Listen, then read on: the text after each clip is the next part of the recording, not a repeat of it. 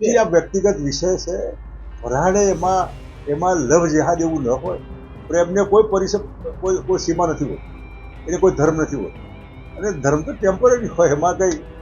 અને તમે ભાજપનો સવાલ કરતો હોય તો ભાજપ પરના મોટા હિન્દુ બ્રાન્ડેડ નેતાઓની દીકરીઓ મુસ્લિમ પણ નહીં. પેલા જે અંધભક્તો હોય પૂછો ને કે તમારે જમાઈ હોય તો પેલા છે બધા. એમાં શરમ નથી આવી તમને? ગુજરાતમાં જેટલી ચર્ચાઓ લવ જેહાદની થાય છે એટલી જ ચર્ચાઓ હવે આંતરજ્ઞાતીય લગ્નને લઈને થાય છે. આપણે જોયું હતું કે ગાયિકા કિંજલ દવે હોય કે પછી આરતી સાંગાણી હોય, એ લોકોએ પ્રેમ લગ્ન કર્યા. એ બાદ ખૂબ જ વિવાદ થયો અને હવે વિવાદમાં આવ્યા છે કિંજલ રબારી. અને ક્યાંક ને ક્યાંક જે રીતે છેલ્લા ઘણા સમયથી આંતરજ્ઞાતીય લગ્ન ચાલી રહ્યા છે અને એ વાતનો જે રીતે ગુજરાતમાં ઉગ્ર વિરોધ થઈ રહ્યો છે, એ જ વાતને લઈને હવે શંકરસિંહ વાઘેલા છે એ મેદાને આવ્યા છે. શું છે સમગ્ર વિષય, તેમના દ્વારા શું કહેવામાં આવ્યું છે, આ વિષયને લઈને વિગતે વાત કરીએ. નમસ્કાર, હું હંસિની અને તમે જોઈ રહ્યા છો નિર્ભય ન્યૂઝ. એક તરફ આપણા ત્યાં લોકો મોટી મોટી વિકાસની વાતો કરી રહ્યા છે, કહી રહ્યા છે કે આ તો ડિજિટલ ક્રાંતિ થઈ રહી છે, અને બીજી બાજુ આ જ ગુજરાતની અંદર આંતરજ્ઞાતીય લગ્નને લઈને હજી પણ નિવેદનો અને ટીકા ટિપ્પણી કરવામાં આવી રહી છે. હું વાત કરી રહી છું કિંજલ રબારીના આંતરજ્ઞાતીય લગ્ન વિશેની. એમના દ્વારા આંતરજ્ઞાતીય લગ્ન કરવામાં આવ્યા. એમને એવું પણ કહ્યું કે અત્યારે હાલ મારા અને મારા પતિને જોખમ છે કારણ કે મેં આંતરજ્ઞાતીય લગ્ન કર્યા છે. રબારી સમાજ આખો જ મેદાને આવ્યો, ઘણા બધા નેતાઓ મેદાને આવ્યા, ટીકા ટિપ્પણી કરવામાં આવીને હવે આ સમગ્ર મામલે આપણે કિંજલ રબારીને પણ સાંભળ્યા હતા. તેમના દ્વારા પણ ઘણી વાત તો કહેવામાં આવી છે. અને અત્યારે હાલ ખાસ કરીને આ સમગ્ર મામલે શંકરસિંહ વાઘેલા છે, એમનું પણ એક નિવેદન સામે આવ્યું છે.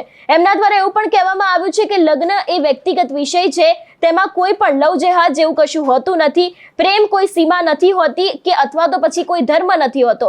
એમના દ્વારા એવું કહેવામાં આવ્યું છે કે પ્રેમની કોઈ સીમા નથી હોતી. કોઈ પણ વ્યક્તિ હોય છે એ બીજી વ્યક્તિની સાથે પ્રેમ કરીને લગ્ન કરી શકે છે. આમાં લોકોને શું વાંધો હોઈ શકે? એટલું જ નહીં, ભારતીય જનતા પાર્ટીના નેતાઓ છે, એમની ઘણી બધી એવી દીકરીઓ છે કે જે લોકો બીજી જ્ઞાતિમાં લગ્ન કરે છે ત્યારે કેમ કોઈ કશું નથી બોલતા, એવી પણ વાત તેમના દ્વારા કહેવામાં આવી છે. વધુમાં આ વિષયને લઈને શંકરસિંહ દ્વારા શું કહેવામાં આવ્યું છે સાંભળીએ. લગ્ન એ તમે બાકી છો કે બધો ચિંતા નહીં કરે. આ વ્યક્તિગત વિષય છે. વરાણે એમાં લવ જેહાદ એવું ન હોય. પ્રેમને કોઈ સીમા નથી હોતી, એને કોઈ ધર્મ નથી હોતો. અને ધર્મ તો ટેમ્પરરી હોય, એમાં કંઈ. અને તમે ભાજપનો સવાલ કરતો હોય તો ભાજપ પરના મોટા હિન્દુ બ્રાન્ડેડ નેતાઓની દીકરીઓ મુસ્લિમ પણ નહીં.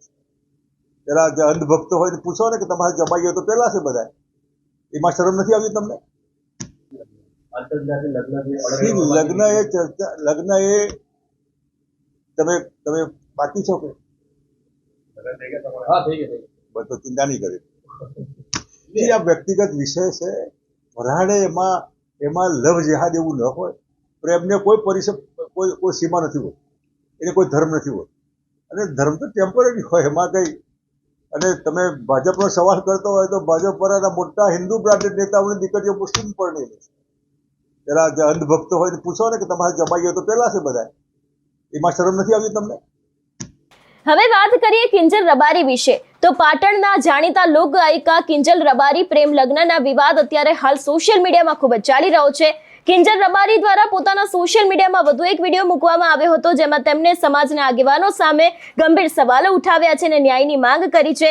કિંજલ રબારીએ પોતાના વિડીયોમાં પક્ષપાત અંગે નારાજી પણ વ્યક્ત કરી છે. એટલું જ નહીં, એવું પણ કહ્યું છે કે સમાજના કડક નિયમો માત્ર દીકરીઓ પર જ કેમ લાગુ પડે છે. તેમણે પ્રશ્ન કર્યો હતો કે દીકરાઓ અને દીકરીઓ માટે કાયદા સમાન હોવા જોઈએ અને એમાં પણ સોશિયલ મીડિયાના ઉપયોગ માત્ર યુવતીઓ માટે પ્રતિબંધ કેમ? ઘણા બધી વખત તો જે દીકરાઓ હોય છે એ લોકોની માનસિકતા પણ ખરાબ હોય છે, તો પછી કેમ હંમેશા દીકરીઓ છે એ જ લોકો સોશિયલ મીડિયા યુઝ ન કરે અથવા તો પછી એના ઉપર પ્રતિબંધ મૂકે? એટલે હંમેશા દીકરા અને દીકરી બંને માટે કાયદો સમાન હોવો જોઈએ, એવી વાત કિંજલ રબારી દ્વારા કરવામાં આવી છે. એટલે અત્યારે હાલ જે રીતે આ સમગ્ર વિવાદ સામે આવ્યો છે, રબારી સમાજ આખો મેદાને છે. રબારી સમાજ દ્વારા ઘણી બધી વાતો કરવામાં આવી રહી છે, ટીકા ટિપ્પણી કરવામાં આવી રહી છે. ત્યારે હવે આ સમગ્ર મામલે જે રીતે આખો મામલો સામે આવ્યો છે એને લઈને કિંજલ રબારી દ્વારા શું કહેવામાં આવશે એ પણ જોવાનું રહેશે.